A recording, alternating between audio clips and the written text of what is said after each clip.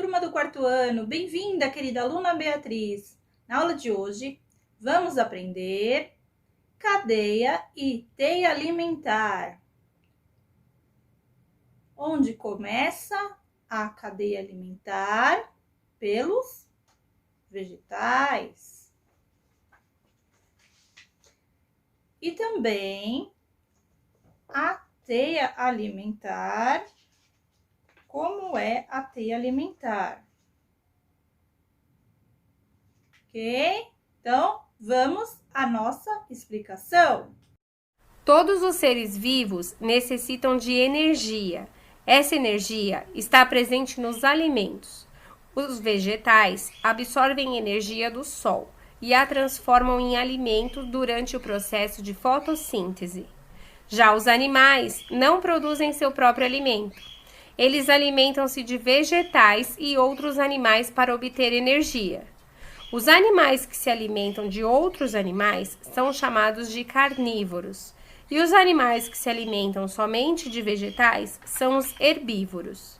Já os animais que se alimentam tanto de animais quanto de vegetais são chamados de onívoros.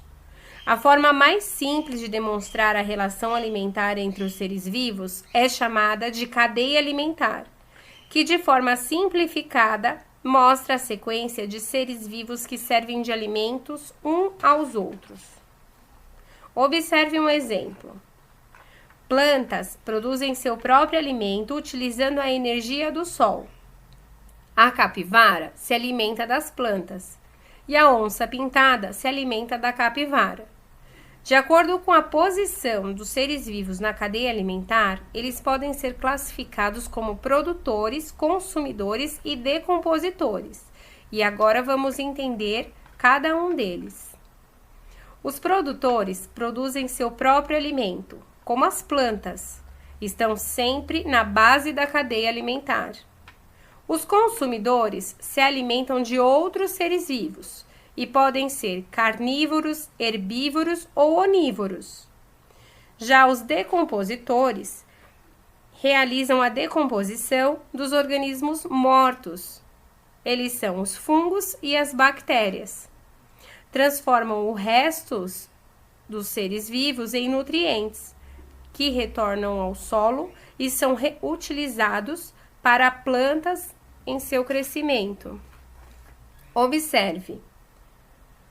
O sol alimenta o capim, que alimenta o gafanhoto, que alimenta o sapo, que alimenta a serpente, que alimenta o gavião, que alimenta, depois de morto, as bactérias e os fungos em sua decomposição.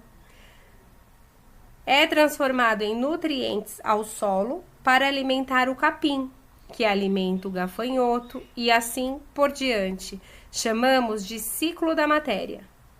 Agora vamos aprender sobre teias alimentares. Na natureza, muitos dos seres vivos possuem mais de uma fonte de alimento. Isso faz com que as cadeias se entrelacem. Veja o exemplo. As plantas servem de alimento para o gafanhoto, para o coelho e para o rato. E os três servem de alimento para as serpentes, que serve de alimento para o gavião.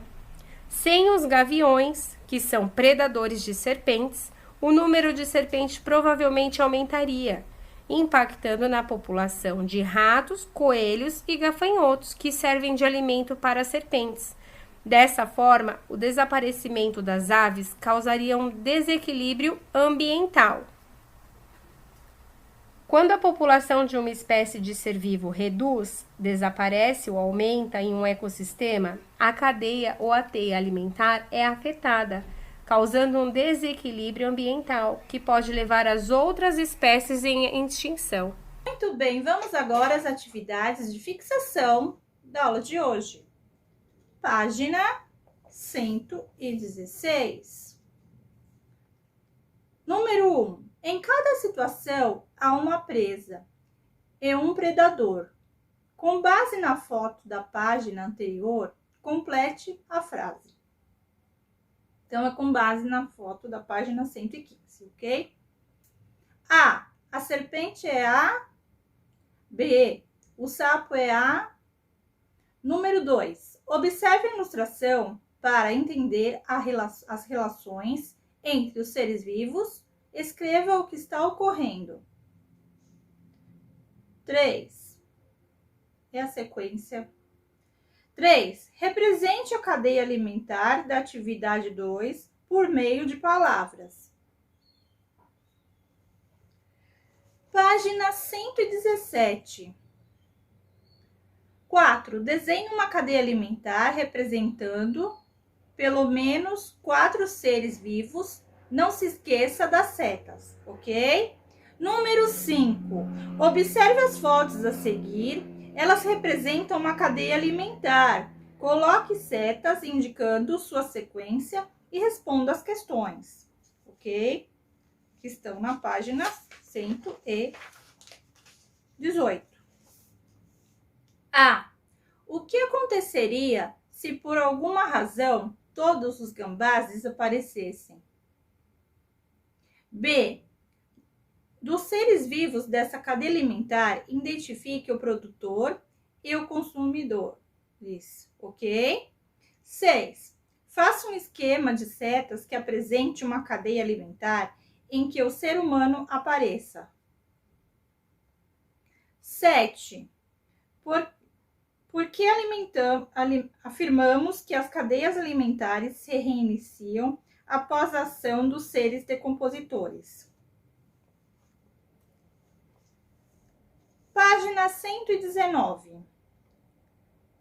Faça um esquema com setas de 2 cadeias alimentares que compõem a teia alimentar representada acima, ok? Então, essas foram as atividades referentes à aula de hoje. Deixo aqui um grande abraço, fique com Deus e até a próxima aula.